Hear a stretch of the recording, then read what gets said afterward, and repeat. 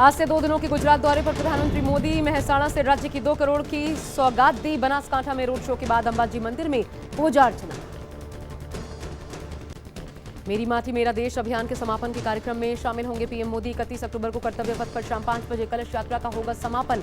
अमृत वाटिका और अमृत महोत्सव स्मारक का उद्घाटन भी करेंगे पीएम। देश के युवाओं के लिए मेरा युवा भारत प्लेटफॉर्म भी लॉन्च होगा। मनोज जरांगे की तबीयत जैसे जैसे खराब होती जा रही है, वैसे वैसे मराठा समाज का गुस्सा बढ़ता जा रहा है। इससे गुस्साए जरांगे के समर्थकों ने सड़कों पर बैठकर विरोध प्रदर्शन किया। सड़कों पर आवाजाही बाधित हुई। साथ ही भड़के समर्थकों ने सड़कों पर सीएम शिंदे के पोस्टर्स भी फाड़े। मराठा आरक्षण पर उप समिति की अहम बैठक। कमेटी ने सरकार से मांगा और 2 महीने का वक्त। सीएम ने कहा 2 तरीके से आरक्षण पर काम कर रही है सरकार। मराठा आरक्षण को लेकर एनसीपी सांसद सुप्रिया सुले का शिंदे सरकार पर वार। सुप्रिया सुले ने कहा शिंदे सरकार पूरी तरह से नाकाम। सुप्रीम कोर्ट से मनीष सिसोदिया को नहीं मिली जमानत। कोर्ट ने खारिज की जमानत अर्जी। सुप्रीम कोर्ट ने कहा एजेंसी ने कई सवालों का जवाब नहीं दिया।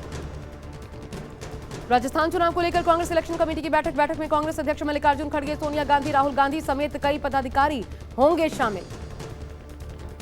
एमपी की बुधनी विधानसभा सीट से सीएम शिवराज सिंह चौहान ने दाखिल किया नामांकन। नामांकन दाखिल करने से पहले कुलदेवी के मंदिर पहुंचे शिवराज। मंदिर में विधि विधान से पूजा अर्चना की।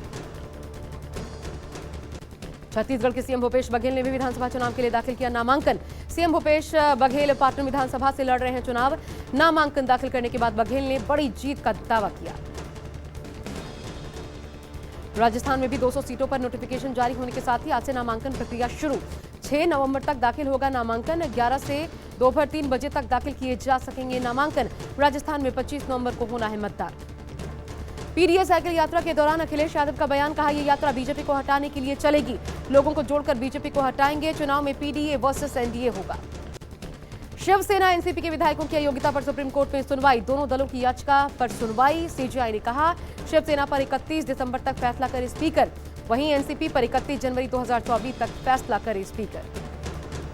गूगल मैप्स पर बदला देश का मैप। देश का नाम मैप पर सर्च करने पर तिरंगे के साथ दिख रहा भारत। हाल ही में सरकार ने देश का नाम इंडिया से भारत करने का दिया था संकेत। दिल्ली की हवा पहले से ज्यादा खराब हुई। AQI 322 दर्ज। लगातार दूसरे दिन बहुत खराब श्रेणी में दिल्ली एनसीआर की वायु गुणवत्ता। 31 अक्टूबर से 4 नवंबर तक कोहरा छाने के आसार।